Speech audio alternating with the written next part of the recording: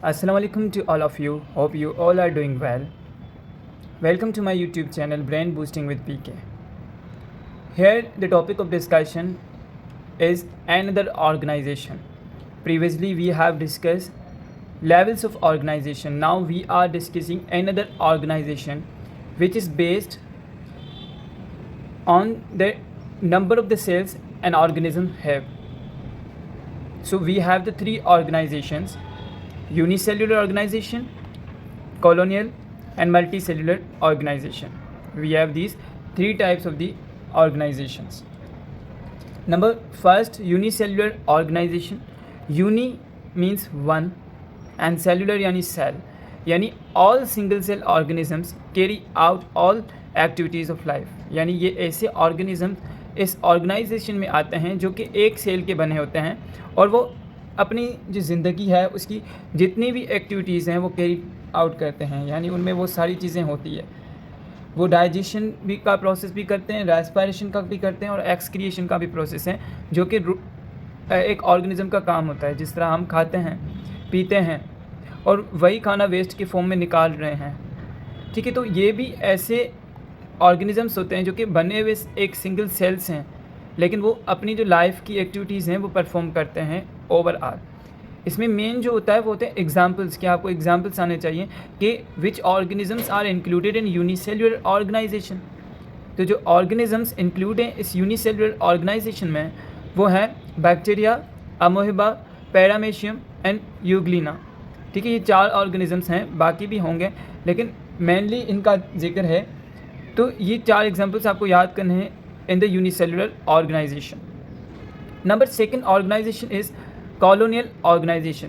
अब colonial word mean colony, यानी ये ऐसी ऑर्गेनाइजेशन है जिसमें ऑर्गेनिजम्स आपस में मिलकर एक कॉलोनी बनाएंगे।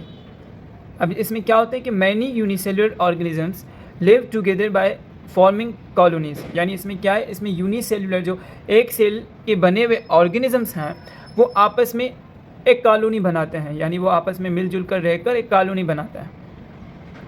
In this organization, each unicellular organisms lives its own life that are not dependent on each other and never form any multicellular structure। यानी इसमें ये ऐसी ऑर्गेनाइजेशन है जिसमें जो यूनिसेल्युलर ऑर्गेनिजम्स आपस में कॉलोनी बनाते हैं वो एक दूसरे पर डिपेंड नहीं करते, वो अपनी खुद लाइफ ज़िंदगी जीते हैं और अपना जो भी काम है वो खुद ही करते हैं। अपने लिए खाना लाना, ये सारी चीज़ें जो है वो खुद ही करते हैं, वो किसी पर डिपेंडेंट नहीं होते। और ये जो यूनिसेल्युलर ऑर्गेनिजम्स हैं वो कभी मिलकर कोई मल्टी सेल्युलर स्ट्रक्चर नहीं बनाते, यानी काफ़ी सेल का बना हुआ स्ट्रक्चर नहीं बनाते। इसमें जो मेजर मोस्ट कॉमन एग्जांपल है वो है वॉल्वॉक्स, जो कि याद करना है, ठीक है। ग्रीन अलगी या अलगा होता है, तो ये जो है कॉलोनियल ऑर्गेनाइजेशन वॉल्वॉक्स को इन्वॉल्व करती है। अब वॉल्वॉक्स जो है वो हम अपकमिंग जो वीडियोज़ हैं उसमें इसको ज़्यादा अच्छे से डिस्कस करेंगे अलॉन्ग विद अमोहिबा, ठीक है। तो जो थर्ड ऑर्गेनाइजेशन है वो है मल्टी सेल्युलर ऑर्गेनाइजेशन, ठीक है। इन दिस ऑर्गेनाइजेशन, अब जैसे वर्ड क्या कह रहे हैं, मल्टी यानी more than one cell, cellular यानी सेल्स, यानी ये ऐसे ऑर्गेनिजम्स होंगे इस ऑर्गेनाइजेशन में जो कि मल्टी सेल्युलर होंगे, काफ़ी सेल्स के बने हुए होंगे।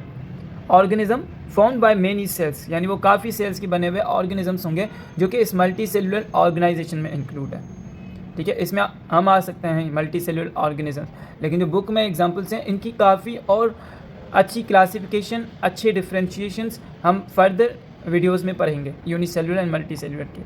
अभी जो चीज़ बुक में है मैं उसी को ही आप तक पहुंचा रहा हूं, उसी को ही पढ़ा रहा हूं जो चीज़ बुक में लिखी हुई है। तो इसमें मल्टी सेल्युलर ऑर्गेनाइजेशन में दो एग्जांपल्स हैं, फ्रॉग एंड मस्टर्ड प्लांट, ठीक है। अभी इस वीडियो में हम मस्टर्ड प्लांट के बारे में पढ़ेंगे एंड अपकमिंग वीडियोज़ में जो है हम frog, amoeba along with the volvox के बारे में पढ़ेंगे।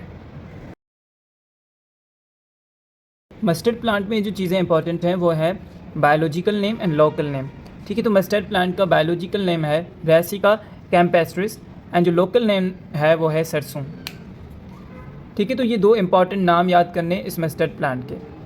Further it is a multi cellular organism and cultivated in the winter season, इसको विंटर सीजन में उगाया जाता है और ये काफ़ी सेल्स का बना हुआ एक ऑर्गेनिज्म है। Leaves are use as vegetable, यानी जो इसके पत्ते हैं वो यूज़ होते हैं वेजिटेबल यानी सब्ज़ी के फॉर्म में। While seeds are use for oil extraction, जो सीड्स हैं, बीज हैं, इसकी वो ऑयल बनाने के लिए यूज़ होती हैं, जिसको हम कहते हैं सरसों का तेल।